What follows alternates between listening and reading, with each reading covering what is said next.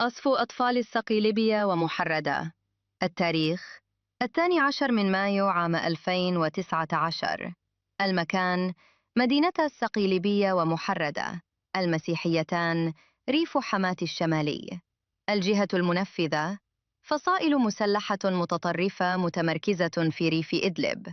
الأحداث والضحايا: استهداف صاروخي متعمد ومباشر للأحياء السكنية وتجمعات مدنية.